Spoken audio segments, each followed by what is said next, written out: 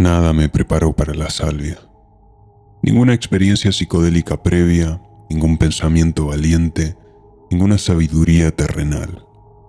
Hay que entrar en ella sin ninguna expectativa, no importa lo que hayas leído. Tengo una experiencia moderada con drogas psicodélicas, ya que he tomado LSD varias veces. Sin embargo, el LSD en toda su intensidad nunca me llevó tan lejos. Había estado leyendo muchos informes de viajes y a pesar de las advertencias, decidí ver qué me ofrecía la salvia. No estoy segura de qué pudo haber causado mi mal viaje. Mi entorno era casi ideal. Tenía a alguien que me cuidaba, mi novio, que ha tenido varias experiencias con salvia. Puede que el extracto fuera demasiado fuerte, pero yo estaba realmente ansiosa por llegar al otro lado. Quizás fue demasiado rápido. No me dejó elección sobre si entrar en ese umbral o no. Puede que estuviera demasiado tensa o nerviosa. Aunque para ser honesta, realmente no creo que importara lo que pensaba antes de tomar la droga, porque todos esos pensamientos se fueron por la ventana de todos modos, segundos después de darle una calada. Independientemente de mis intenciones, la salvia masticó mi conciencia como un juguete y me devolvió a la realidad con la misma violencia. Le di a la pipa tumbada en la cama en una habitación muy poco iluminada. Mi novio me tendió la pipa y la encendió. De fondo sonaba música clásica ligera. El humo pegajoso me llenó los pulmones y me tumbé, intentando relajarme y contando hasta 20. Estaba ansiosa, temblaba.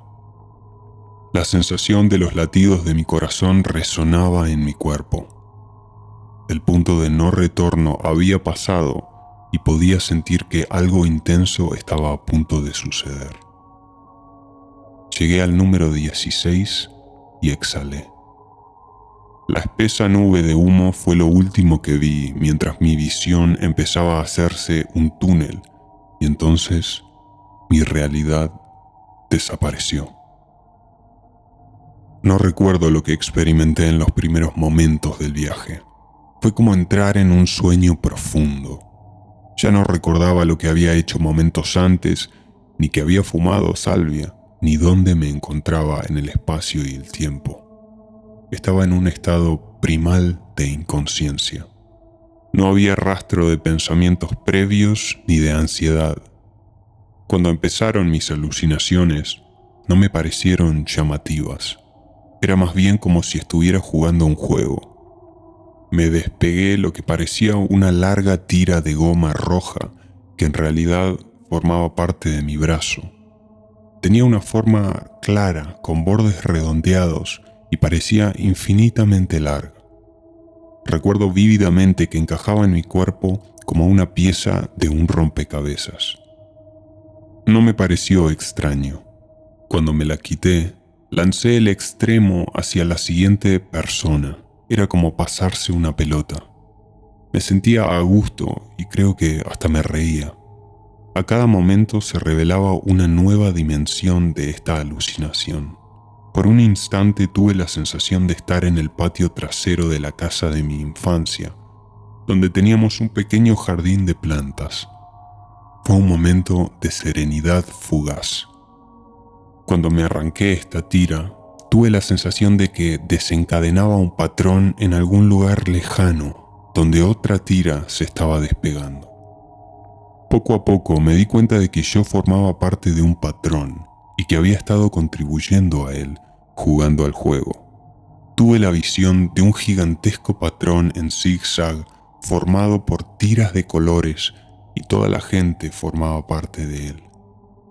Todo era de un color básico como el rojo, el blanco, el morado, el verde o el amarillo, y todos llevaban ropa deportiva moderna.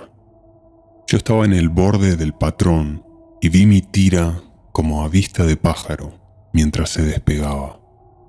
Cuando mi tira se reorganizaba, le tocaba a otra pelarse en el lado opuesto del patrón. Estaba perfectamente equilibrado matemática y estéticamente. no recuerdo la transición entre esta primera alucinación y la segunda. Tal vez el cambio se debiera a que empezaba a ser consciente de nuevo de las sensaciones. Mientras que la primera alucinación se parecía más a un sueño flotante, de naturaleza más conceptual que física, esta era totalmente diferente.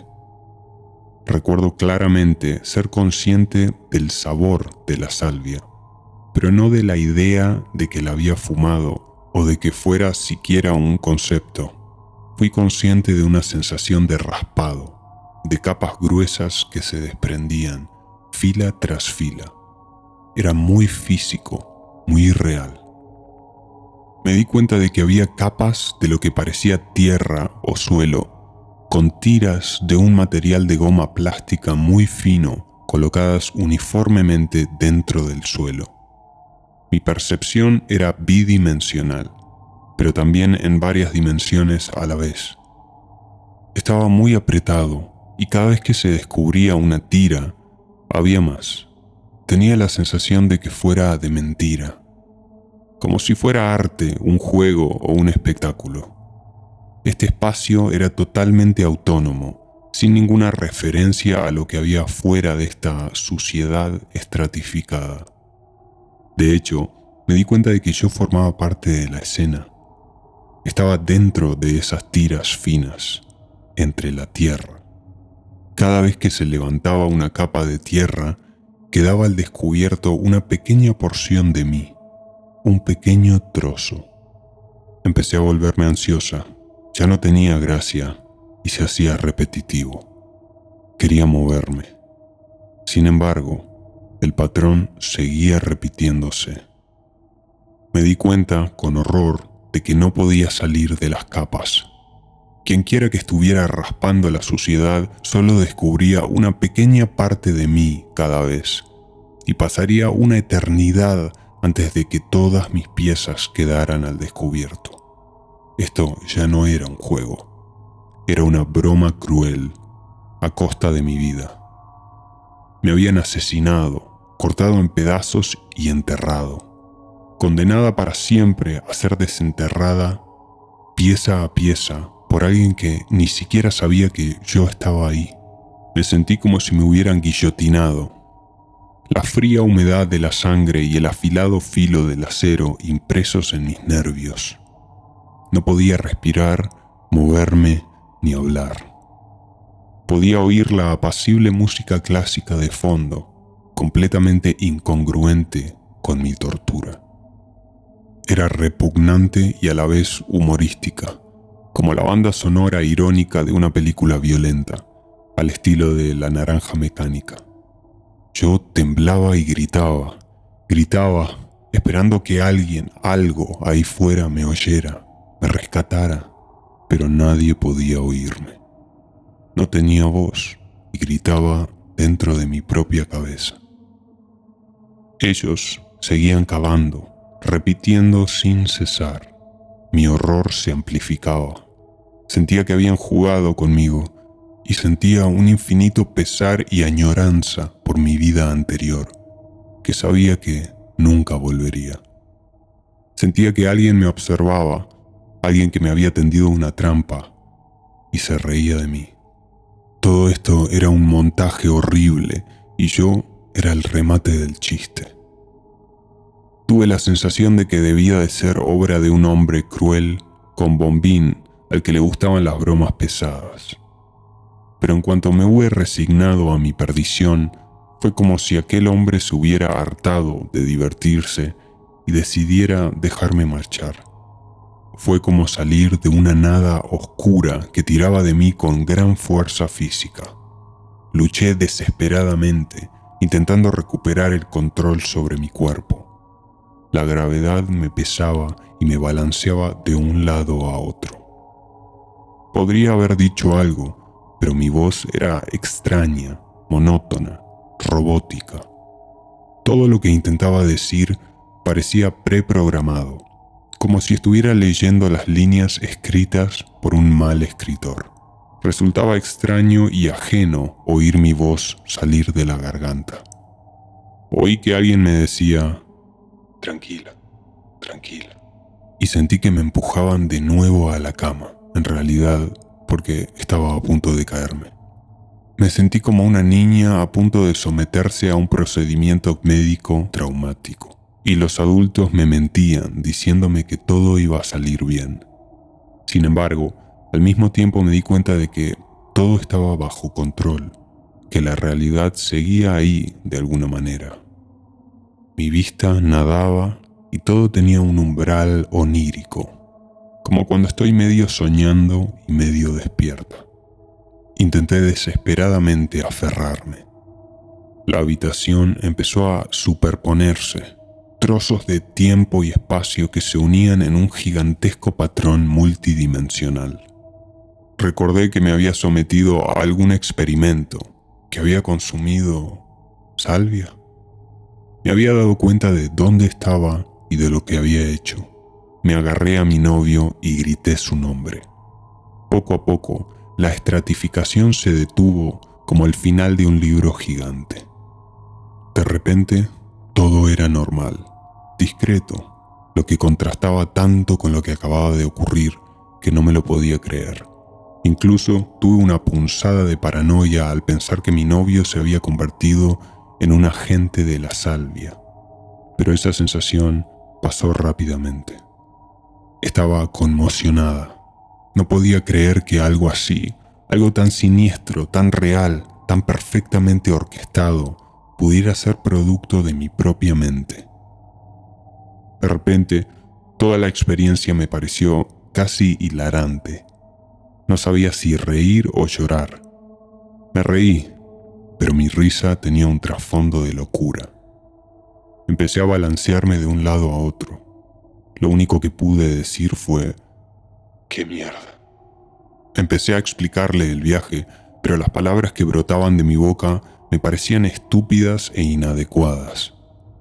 Mi novio y un amigo también habían planeado viajar, pero yo no podía soportarlo y no paraba de gritarles que no lo hicieran, porque me horrorizaba demasiado la idea. Al cabo de media hora, la confusión y la paranoia habían desaparecido. Me sentía normal, con los pies en la tierra, y finalmente tuve la certeza de que la realidad había llegado para quedarse. Descubrí que durante mi mal viaje había estado gritando como si me estuvieran asesinando y mirando directamente a mi novio.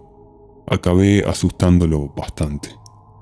Me dijo que nunca me había visto mirarlo así.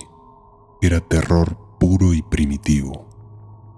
Después, el recuerdo fue como un sueño borroso. Lo había bloqueado, pero ahora, cada vez que fumo hierba, soy capaz de recordar la sensación con demasiada viveza.